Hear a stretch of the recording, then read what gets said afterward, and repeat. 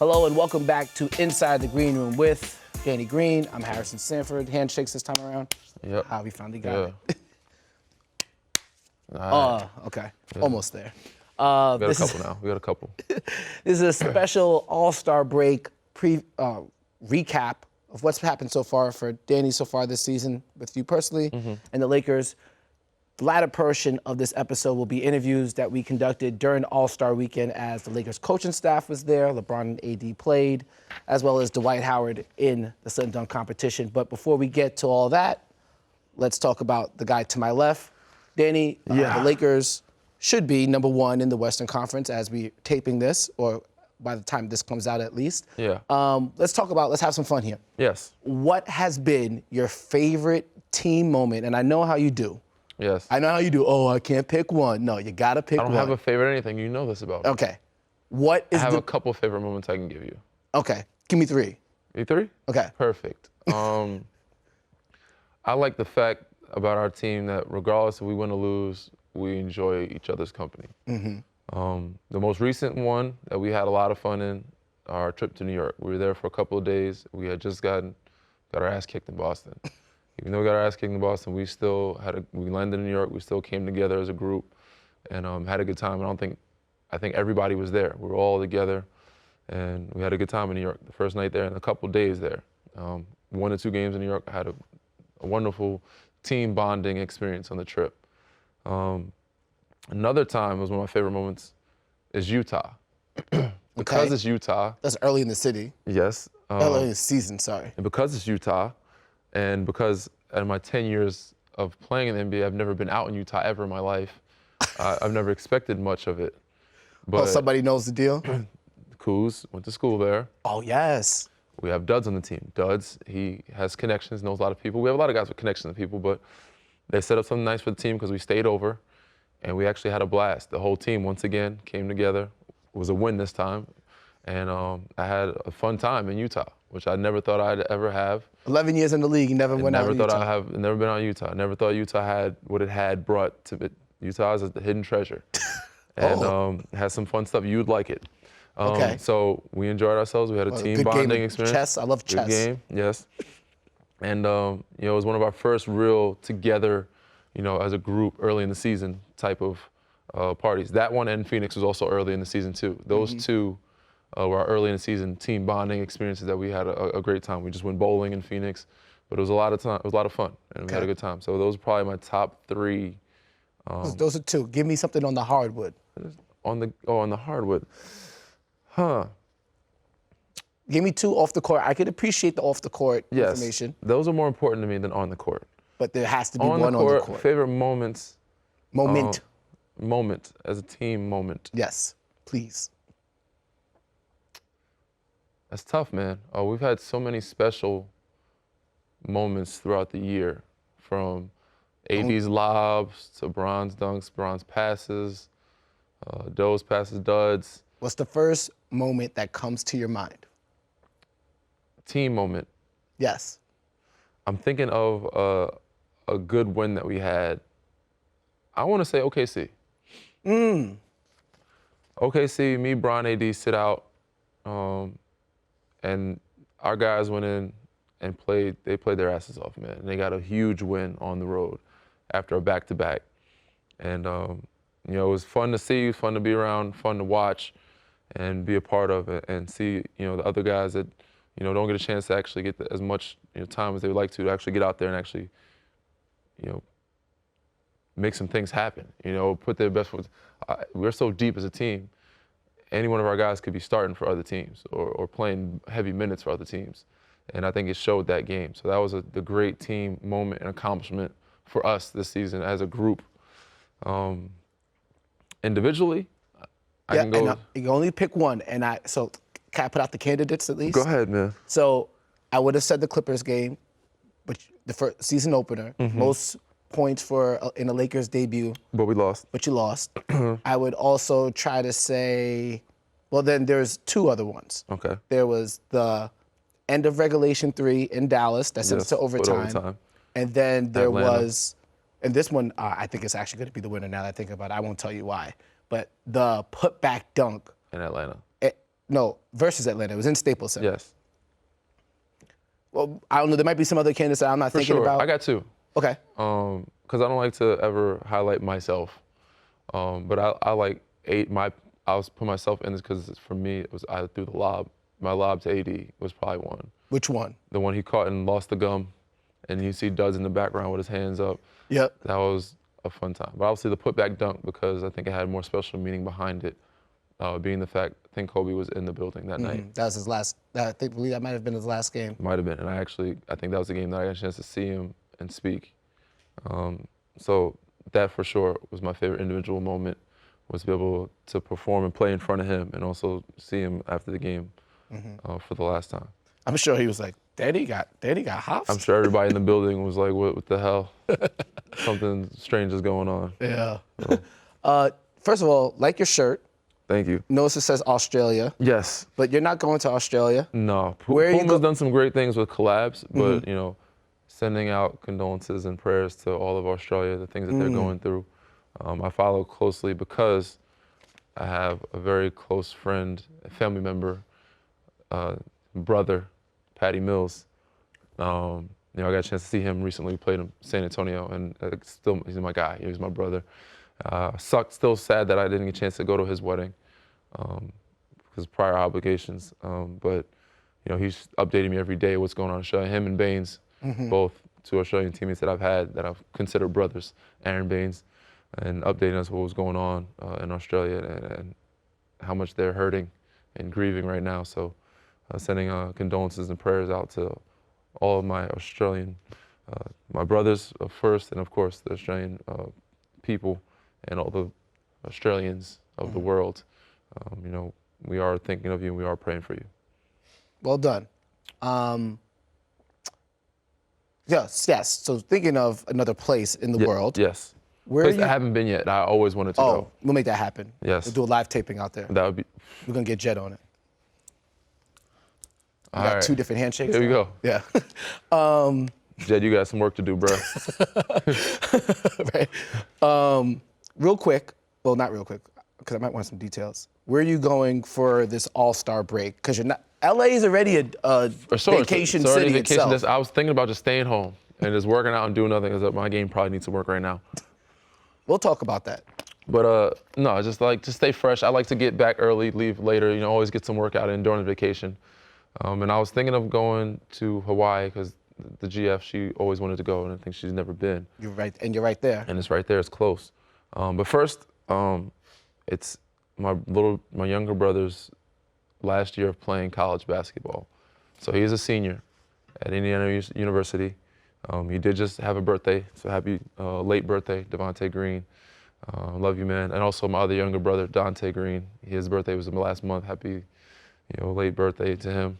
He's 15 and Devontae's 23 now. But I'm gonna go check out an Indiana game versus Iowa at IU. Nice. Assembly Hall. Yeah. So the day after we play Denver, I'm flying to Indiana, and they play the next day. I'm gonna check out that game, and then after that, I was talked into going to Cabo by some of my fellow teammates. I didn't know everybody was going. We talked about it in the locker room. This great thing about our team, we talk about a lot of plans that we do, and we kind of do it together, which is, hadn't had that in a while, and then, so it's such great to be part of it. And anything you do team bonding wise, she was like, yo, might as well do that. I think that's more important to be around your guys. Yeah. So obviously you'll be with me, but so we're gonna do probably guys gonna bring their girlfriends and wives and go to Cabo, and we'll have some time. We'll do some team stuff and probably some family stuff and girlfriends and wives stuff. But I think it'll be a good trip. I heard a lot of guys are going, and it should be a fun, nice little break. Dang, let's keep it real here. This is what we do here on Inside the Green Room. We do. We try to keep it funky. You don't get tired of your teammates. You get a little vacation getaway. Not these guys, man. We have a lot of fun together. Yeah. Mine just said it's a good 50-50 mix. When it's just on the road, it's just them, and you're at home, it's just the girlfriend. At home, some guys still go out. I go out sometimes, not as much. But I think this trip will have, I get to spend time with her and then, do time with them and then probably have integrate both of them, which I think will be great for the families. Everybody get to know each other a little better, past the trade deadline. Hopefully everybody's still there and we can, become, a stronger family and bond, and not just on the court, but off the court. If our families are in tune and actually, like each other and communicate, it makes us that much stronger as a group. Okay, I like that. And so hopefully when you come back, it'll be the stretch run of the season. Yes. But before we discuss the stretch run real quick, I'm going to point out some stats. Okay. Last year, Yes. 27.7 minutes per game, 10.3 points per game, 46% from the field, 45% from three, with your career average at 40.2, 84.1 free throw percentage, 4 rebounds per game. That was last year.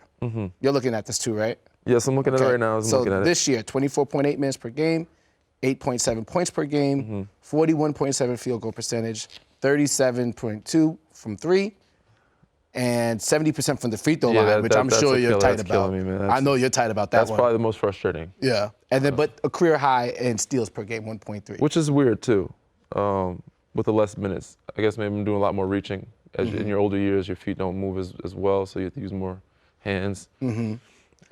So as you look at the discrepancy, and obviously there's a whole bunch of season to play. Yeah. And obviously you're seen as a playoff asset, Yes. just because of your history. When you look at that, how do you take it in? And I'm sure you're probably more aware of it than I even was. Yeah. I try not to look at the numbers ever, especially when the numbers are good.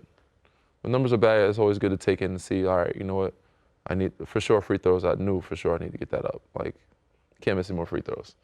But shooting, of course, it's always been a New Year's resolution. It's always been an All-Star break resolution. Like, it's always get back in tune, get refocused. But I think Coach Vogel has done a great job with keeping guys fresh. And said the minutes is probably what shows him. And I thought it was less than that, to be honest with you, because everybody plays, and he's not overworking anybody.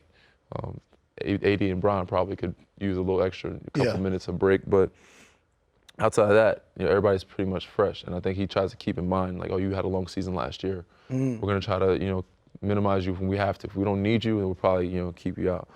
But obviously, so I have to get the shooting back up. It's just finding a rhythm, getting a rhythm, keeping my own rhythm. Because a lot of times you're not gonna have rhythm. And I think we're at our best when we're in transition, but when teams slow it down in half-court set, you got to find your own way, find your own rhythm, find your own spots, and of course then the regular field goal percentage, steals of course I want to keep high. I want to get my blocks back up. Yep. But the regular percentage relies on three-point percentage too, but also the bunnies. Missed a couple bunnies last game. Smoked the layup. I got to make sure you're focusing and not take my time. And I think actually this year I've been doing a better job of actually taking my time in the paint and finishing. I was going to point that out. And I think that has a lot to do with the coaching. The coach is like, you're not a bad finisher. You just rush. If you just take your time. And I think that's another thing with the three-pointers. I don't get open often. When I do get open, if I do get a look, it's like, oh, you got to get the shot off, or you got to, So it's just taking your time, shooting it, playing at your own pace, and relaxing, and knowing that you have the shot, and just, being confident in it. So, and it's always, every category I want to do better in, regardless of how good it is or how bad it is. Even last year, I was like, I want to shoot better. I still want to get my percentage up. So, something to refocus on. Yeah, for sure. And one thing, and you and I talked about it this offseason, especially when I saw you back in good old Long Island. It seems as if you're more comfortable this year with contingency dribbles, or contingency moves. A guy flies by you, you go up, shoot it, and shoot the three, more comfortable, or you move confident. to the side, step backs, and it shows because this year, I think if I'm reading the stats correctly here. With a defender within 2 feet of you, you're actually 40% from three, which was 30, and you were 36 last year, and last year was one of your best shooting threes from last year. So it's where it's the open shots this year where you've missed them, and you just talked about that, just rushing because you don't got to get used to being this open or the opportunities that you do get open. But I will say, especially judging off of last year, because I remember how Warriors were guarding you, it was hard to get space sometimes. It looks as you've improved contingencies in the event that defenders sticking to you or they're jumping at you. Well, you got a guy like Phil Handy who's been helping you every day working on some stuff. It helps. And also coaches that are confident in you and let you handle the ball more. They're not saying, oh, don't run pick and rolls for Danny, don't do DHO. They're actually encouraging it more because we have lob threats. It's easy to play pick and rolls, easy to play DHO or certain actions when you have guys like AD, JaVale, Dwight, because it's hard to make mistakes. You either get a shot, floater, or you just throw it up by the rim if you get a mistake, and they're gonna make something happen. So they're more confident in me. Coaches allow me to do more pick and roll, more dribbles, and let me play a game. They're not limiting me to like, oh, you need to just shoot threes and do this. Obviously, coach would like certain things, but they're pretty free with letting us be us and do our own thing and letting us be confident in it. And when you allow a player to do that, it makes them comfortable in doing those things. So I'm probably more comfortable in getting a rhythm with getting a dribble now in the system that we have than actually now I just got to get the catch and shoot down. So I get the catch and shoot down, it'll be all right. Then we're really talking. It's 51 last year. That's crazy. Huh? I didn't know I was 51 last year on catch and shoot. Yeah, you were doing your thing. But again, you're shooting really well with defenders close to you this year, better than you did last year Weird. at least. We got to go. You got to go on vacation. Yes, sir. But remember what we did last year? We spoke a lot of things into existence. We did. So I'm thinking at least like 42% from three for the rest of the season. I would like to. I think after All-Star break, the goal is to stay at 50 from that point on, which will bring everything up. So if you do 50 from the rest of that point on, then it will be 50 from All-Star on. I mean, it's only 4 weeks after All-Stars. But how many? All of March, 6 weeks, probably like 6 weeks. Yeah. So I mean, the goal is 50. For those 6 weeks. The goal is 50. It'll bring the percentage up to 42, 43 maybe. Something like that, even if not better. If not Depending better, on how many you take. But if that's the goal, you probably land somewhere close to it. But if I can stay at 50 from there on out, and that's always been the goal. Every night I go out and try to shoot at least 50. I could dig it. I'm with it. Enjoy your vacation. Appreciate you, bro. You too. Yes, sir. I'll be in Chicago. Oh, enjoy that. Again, thank you guys for tuning in. More in this episode with interviews from all of the All-Star Weekend festivities. Welcome back to Inside the Green Room with Danny Green. I'm Harrison Sanford here at All-Star Weekend with the one and only Howard Beck of Bleacher Report. I think I can't copy my friend Zach Lowe. You can. Everybody does it. It's fine. He has not trademarked it. To my knowledge, he has not sued anybody for royalties when they've used it, so have at it. There you go. What up, Beck? What up? I know Danny's been on your show one time. Yes, I owe you one, so this is good. I can repay. Well, we actually have to get you in the studio with Danny. Danny's in, I think I could spoil it now, he's in Mexico. I think he's joining the team is supposed to be joining him in Mexico as well. Actually, I'm curious to your response to that. Danny said that this is the best team chemistry he's had in his entire, 11-year career now. Yeah. And he's one of the pieces of evidence for that was the team all going to Cancun, I believe it is, or Mexico all together. I'm sure you've seen examples of team chemistry like that before, but Danny's been on some pretty good teams. Did that statement take you aback? A little bit, yeah. I mean, it's easy for guys to throw out platitudes like that, right? But one, I don't think, and you know Danny better than I do clearly, I don't think he's one to just kind of cavalierly throw that kind of stuff out unless he really means it. And yes, the second thing that strikes you is, all right, wait, he's on a Raptors team that won the championship. Now, granted, he's only there a short time. He was on a bunch of great Spurs teams and won a championship there. And clearly the Spurs, that's like chemistry and a team or a family kind of environment with that team, is very much the hallmark of the Spurs, right? That Pop and R.C. Buford cultivate there, and that Duncan cultivated, and Manu and all those guys. So yes, it's saying a lot. It's saying a lot for Danny to say that about this Laker team. And if they're all actually vacationing together during All-Star break, look, you hear this all the time, that even teams that like each other, there's a little bit of cabin fever over the course of a season. There has to be. You love your family, but you don't want to be with them every day. And when you are an NBA player on a team like this, you are together, practices, shoot-arounds, bus rides, flights, you can get sick of each other. Even if you like each other, even if you've got great chemistry, you still might want a break, and that's okay. That they want to spend that time together. I'm actually a little worried for them. Exactly, right? Don't spoil a good thing. If you're not worn out on each other, keep it fresh. There you go. Maybe vacation separately. Obviously, seriously, it's a really great sign about any team to hear that, and really remarkable too, because I will say, last point on this, it's the Lakers. They're kind of drama prone. We kind of expected that. We in the media, all right. So I guess we misfired on that one. Coaching staff been fine. The integration of Anthony Davis and some other new pieces, including Danny. Not that you ever worry about integrating him, but it's all been very, very smooth. And I think that bodes really well for them. Yeah, I'm excited to talk about the Lakers' future prospects going forward the second half of the season. But as you mentioned, as we talked about their team chemistry, obviously something that's brought them together is the passing of Kobe Bryant and his daughter. We recently heard that the MVP award here at the All-Star Game is going to be named after Kobe Bryant. What was your reaction when Adam Silver first said that, and how do you think that serves the legacy of what Kobe's left for us? How fitting is it from your perspective? No question. Once the initial shock of it all started to subside, and in some ways I feel like it still has not subsided 3 weeks later. It is still shocking. But when you started to think about, as we moved between that date and the All-Star weekend, what will the NBA do? What should the NBA do to honor him? Teams were talking about what they could do. Players have done a lot. Obviously, players who have given up their 24 or their number 8s in honor of him.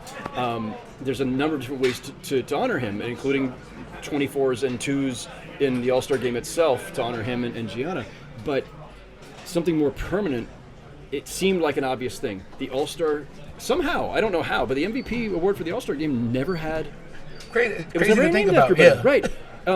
The Finals MVP is the Bill Russell Award, but even that's a fairly recent adoption of his name for that award. And so this one was open. It was open. It was obvious. The timing was perfect. And, Kobe Bryant played his friggin' ass off in the All-Star game, tied the record with 4 MVP awards in the All-Star game, record 18 in a row All-Star games, and Kobe played the All-Star game for the most part like it was a game, like it mattered. He didn't just wave it off as an exhibition, and I've said this many times and I've written it, that you don't have to treat it like Game 7 of the Finals, but we do. The league's going to all these great measures the last several years to try to get guys to care a little more about the All-Star game, play a little harder, play a little bit of defense, so it looks like a real basketball game, and make the game feel a little bit more vital than it's been in recent years. And I'm not the only one saying this. Like Chris Paul himself has talked to Adam Silver about, we got to do something. That's how they started down this road of all these changes in the first place.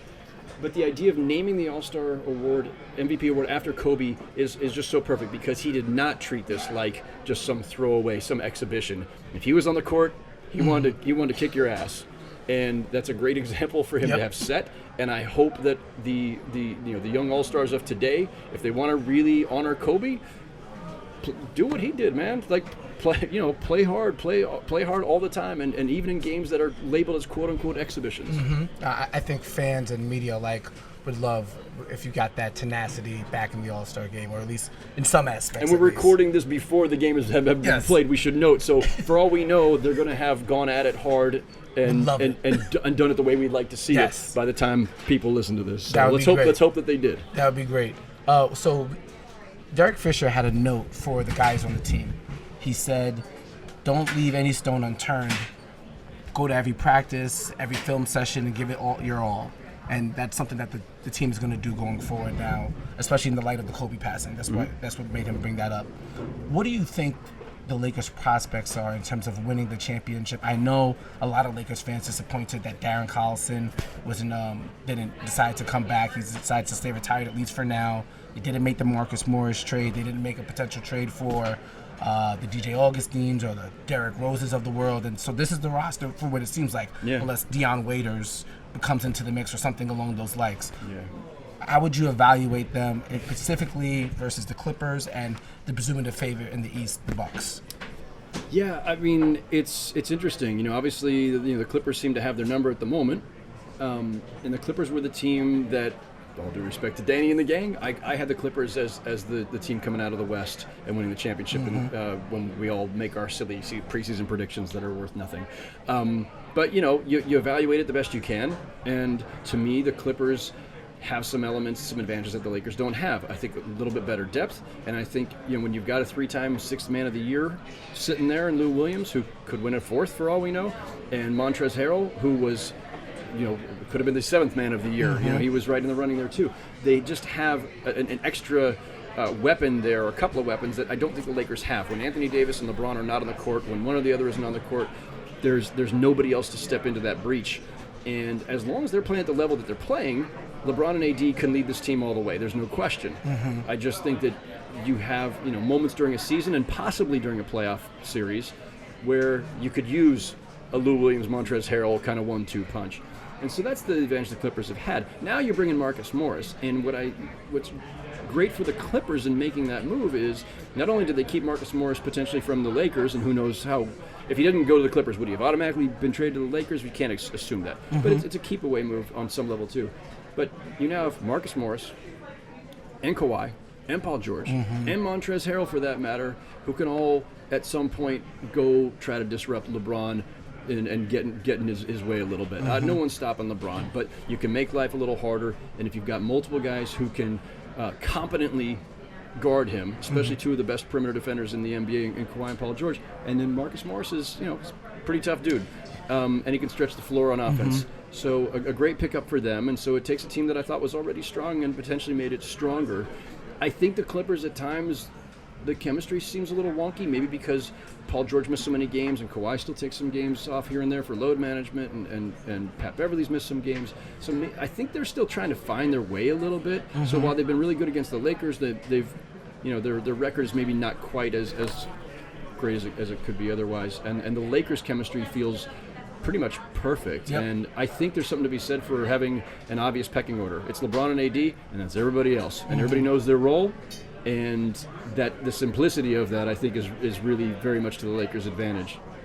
As you mentioned pecking order, there's one thing that Lakers Twitter, and we'll let you go here in a moment, Lakers Twitter is not happy about the pecking order when it comes to the secondary playmaker on the team. A lot of Lakers Twitter's fan base is not happy with Rajon Rondo, and that's part of the reason why they wanted to call center Derrick Rose, and a lot of the Lakers fan base would love Alex Caruso to get more playing time. It's a very difficult challenge, you would imagine, for Frank Vogel going forward, because Rajon Rondo has a history of playing well in big games. Caruso has shown signs all year of being able to handle the ball, put force on the basket, cutting well off of LeBron. Seems to be a better catch-and-shoot player for LeBron. How do you think Frank Vogel has managed that, and how do you think he should manage it going forward? Well, it's understandable Frank Vogel being in his first year there, your first choice, and I think most coaches kind of lean this way, is you're going to want to rely on your veterans first, right? Like Rondo's going to have every chance, as I think he should, to sink or swim as a primary backup playmaker, or as the next playmaker after LeBron. The guy's won a championship. The guy has been in a lot of big playoff games, big playoff series. He's not going to get rattled by anything. We know where his weaknesses are in terms of shooting, and although he's hit some big shots in his day too. I understand wanting to lean that way over young guys, especially when you're a team with championship aspirations. And obviously Alex Caruso, cult hero and really fantastic story. But is he the guy that, with his limited experience and limited resume, that you really want to rely on in the postseason? I mean, we'll see. I mean, the case can be made for him for sure. I think that's why you have. Look, the regular season is not just to build up a great record and get home court. Lakers don't need home. Lakers can be anywhere. Yep. LeBron teams can be anywhere in the damn standings. They don't need home court. You only got to win one road game in a series to flip that. I don't think they have to worry about that. They'll probably end up with home court anyway, minimally in the West. Probably not for the finals if they make it, but because Milwaukee's record is what it is. But you use the regular season to tinker too, and to test guys out and to see what you really, how well you or how confident you really are in each individual guy. So maybe we'll see that shift down the stretch. Maybe it will be more emphasis on Caruso over Rondo. I'll be curious to see how that evolves. Yeah, no, it's a unique challenge. Obviously, really good roster, really good record, but ways that they can improve as well.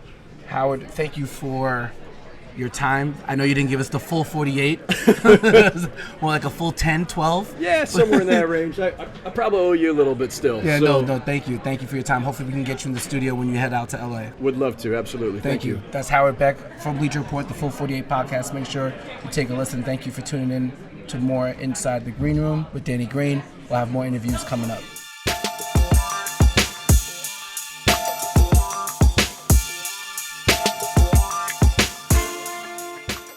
Welcome back to Inside the Green Room with Danny Green. I'm Harrison Sanford here at All-Star Weekend in Chicago with ESPN senior writer Jackie MacMullin. Thank you for coming on. Hi, Harrison. How are you? I'm great. I'm great. I'm a little bit cold, but I'm all right. right. Yeah, see, I'm from New England. I'm not cold at all.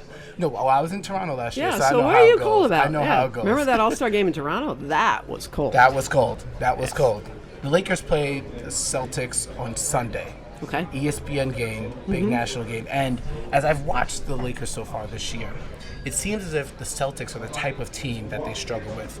Teams with multiple ball handlers, Jason Tatum, Jaylen Brown, Kemba Walker.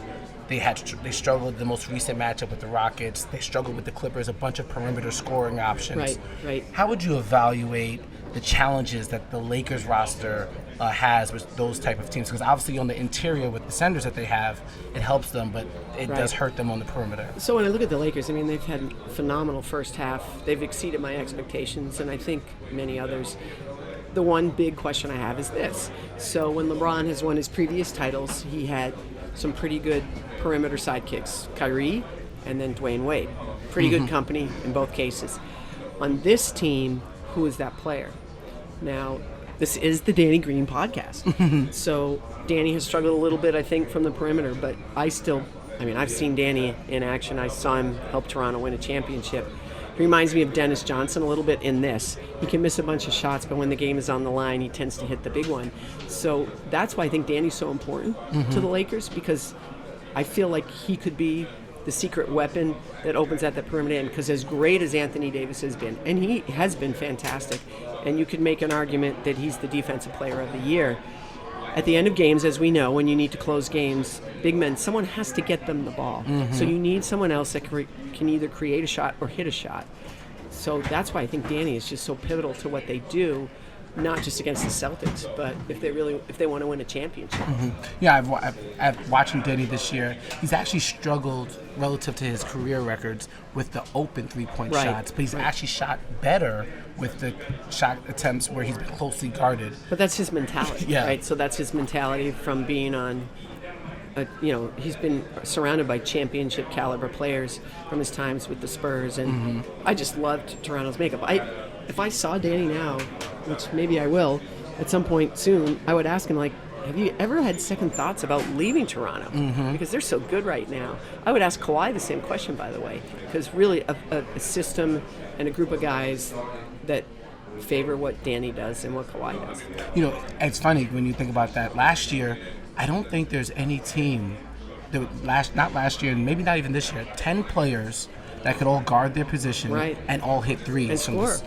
The Serge Ibaka's, Marcus Well, Gasol's. and if you look at Toronto this year again now, so I think there's 6 players averaging double figures, and I haven't looked at it recently, so I might be a little off on that. But none of them are named Marc Gasol. Now think about that. He's one of the most important players, as you know. Yep. And because of the way he screens, and he will hit the occasional three. He's a little more reluctant probably than Nick Nurse would like, but such a huge part of what they do, and that's how I felt about Danny. And I still think Danny can have that role with the Lakers. So it may not be all the time, but just like when the game's on the line, they were talking about Kuzma as their third option. I still see Danny as their third option when things really matter. How do you evaluate Kyle Kuzma's performance so far this year? Obviously, Lakers fans have been up and down with him. I don't get that. I don't get why they're so tough on him. He's a young guy who, had a breakout year last year, who the way they play doesn't support what he does, and he doesn't complain. He just goes out and he plays, and he tries to do the best he can. I just think everybody should lay off him. This is my new crusade, right? All these young players that everybody, Markelle Fultz, why did everybody give up on him? Jason Tatum, even in Boston last year, we were all talking about him taking a step back. He was 20 and 21 years old. Ben Simmons, why is everybody so focused on what he can't do instead of what he can do? With the exception of Irvin, who won a championship when he was 19, I think, most of the other great champions that we know of, Jordan, LeBron, Bird, Julius Erving, go back. They were all in their mid to late 20s. It takes a while. Let's give these young players a chance. You spend a lot of time around Rajon Rondo. Yeah, I love Rondo. Lakers fans have a playoff Rondo. They haven't seen him yet. Yeah, Lakers fans have a love-hate relationship with Rajon. Of course they do. And because Darren Collison didn't come to the team as many had hoped, the trade wasn't made for Derrick Rose. Lakers fans and the front office team organizations are going to have to rely on Rondo come the playoffs to be that secondary playmaker. What would you tell the fans that are skeptical of what Rondo could do in the playoff format? Because there's times in the regular season where he frankly doesn't show it. Well, and the splits, we know the lifetime splits with Rondo, they're just unbelievable. Playoff Rondo is unbelievable. Now, he's getting older. I thought he would have a better year. I thought he would fit in a little better than he has, honestly, this season. I think he has struggled, so I don't know if that's age. He's had some injuries. I think more injuries than we know about. but I just know what he can do in the clutch. You know, Paul Pierce told me I'm silly to even question whether Rondo will be ready. So, and they're still pretty close. Was that a source of frustration for coaches, teammates, trying to get a gauge? You know, Rondo's a different cat. And I remember Doc telling me once, you know, Doc coached him, he coached Chris Paul, and those kind of guys, they think they know better than the coach sometimes. And it's their biggest strength and their biggest weakness. And I think sometimes that happens with Rondo. He thinks he's smarter than everybody else, and sometimes he is, and sometimes he isn't. And but in the end, as crazy as he, you know, Doc and Rondo went back and forth, and the angst was ridiculous. And same with Doc and Chris Paul. But in the end, if you put a gun to Doc's head and said, you can have him or not, they always want him. And I would guess Frank Vogel feels the same way. Quick prediction from you. Lakers, Clippers, presumably favorites to come out the West. Who would you take coming out the West? So at this moment, it's no question the Lakers have been the best team, the most consistent team. But I do worry about what I just said to you earlier, which is Anthony Davis, not his fault. It's hard for big men to close out games. So I know that the Clippers have everything they need in that regard. They have multiple choices.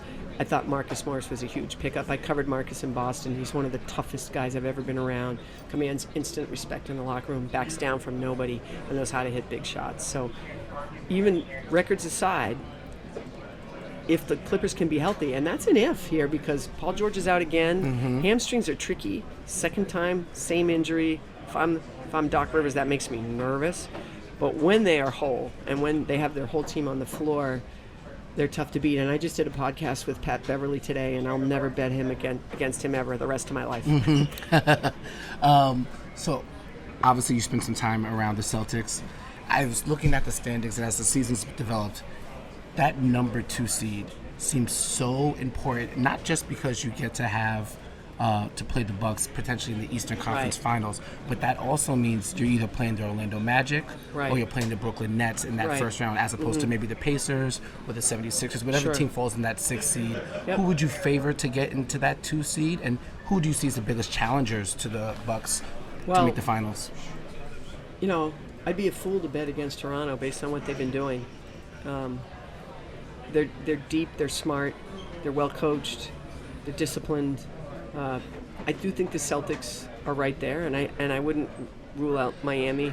Iguodala is going to round into shape. So those are the 3 teams I look at the most. The Sixers, I don't know if they'll end up climbing all the way to that 2 seed, but I will tell you this: I wouldn't want to play them in the postseason.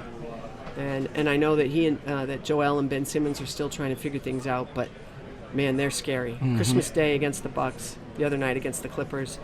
Ben Simmons, when Joel was out, was just, to me, the job he did on Kawhi Leonard the other night, he's established himself as one of the best two-way players. Yeah, I think he could be that. So, there's a lot of teams. And I haven't even mentioned the Pacers. We haven't even seen a smidgen of what Victor Oladipo can do. It takes time. We know it takes time. So, I think the number 2 seed is important, but I think any one of those teams could overcome it. I really believe that. I think the East is going to be a lot of fun. Obviously, in the West, Denver, Houston, Utah. It should be an exciting playoffs all in all. I'll leave you with one more question. So today, Frank Vogel said that there's a chance that DeMarcus Cousins can come back and practice by the end of the regular season, potentially be in the playoff rotation. But he tore his ACL in August. It seems that's way too soon. Yeah. And I just, if I were DeMarcus Cousins, I wouldn't do that. But I mean, I don't want to. He's a big man. He can do what he wants. And I'm not sure that he fits the style they're playing right now either. So I don't know how that. I'm not sure if that's a turning point for them. Yep, for sure. It takes a long time for bigs to get back, and how can they integrate him in when they've already got JaVale McGee and Dwight Howard who have given him great minutes. So you just said you spoke with Patrick Beverly. You have a piece coming out with him? No, we did a podcast together today on the Woj podcast. Yeah. Nice. He was fantastic. I will be sure to check. He's a bulldog. I'll be sure to check that out. And to your point, Stu Lance, who does the color commentary for Spectrum Sportsnet, he's mentioned that he wants the Lakers to try and get Danny some more open shots. Because obviously Danny's not great off the dribble. Right. But it'll be interesting to see how Frank Vogel evolves that offense. Because actually, one more question. Because I don't feel, this is the way I feel personally, I don't feel like we've seen the New Orleans Anthony Davis so far from the Lakers offense. Well, I'm not sure you will because of the way they're structured. And, they're Embiid, before he got hurt, so I haven't seen the numbers recently, but Embiid was the number one post-up player. And by post-up, I mean, I'm not talking about in the paint like Giannis, not driving to the paint, not putbacks. I'm talking about back to the actual basket. post-up. But second was Anthony Davis. And that's not how New Orleans really used him. And I don't blame Frank for doing it. It's a high percentage shot. So I think every team is still evolving. There's a lot of time left. But if I'm the Clippers, I'm worried because I think and again, I haven't checked the standings recently, but Paul George and Kawhi had played around 23 or 24 games together. That is not enough. It's just not. You need more games than that for continuity purposes. Well, from a Laker fan perspective, which I'm not, but speaking for Lakers fans, I'm sure they would prefer it that way so they could have an easier chance to potentially get that other title. It's just one of the things we talked about with Pat today on this pod is how exciting it is to have these two teams just totally. I mean, every time I talk to someone from the Clippers, they're like, "Oh, don't worry, the Lakers, it's not happening. We will stop them." And the Lakers will be like, "Oh no, not in our building." The Clippers, that is not happening. And to have them both playing in the same building, Pat was telling us the story today about being in the weight room, and one of the Lakers was playing their music before game, but it was a Clippers game. He's like, "Get your music out of here, man. It's our day today." Like, what a great dynamic. There's a lot of fun stories. It should be a lot of fun, yeah. And if it ends up being a Western Conference Finals, Staples Center will be rocking. It will be an interesting dynamic, though. Oh, it'd be so fun. Yeah, because I don't know if the Lakers would, when you get a tense home crowd, it could be an interesting dynamic with the Clippers putting a lot of pressure on the situation. But Pat told me today, he said, "It's a Lakers town." I said, "What if you win?" He said, "They'll boo us at our own parade." Isn't that great? And he'll love it, yeah. Jackie, thank you for your time. Hope you get to enjoy Thank the rest you. of All-Star Weekend. Okay.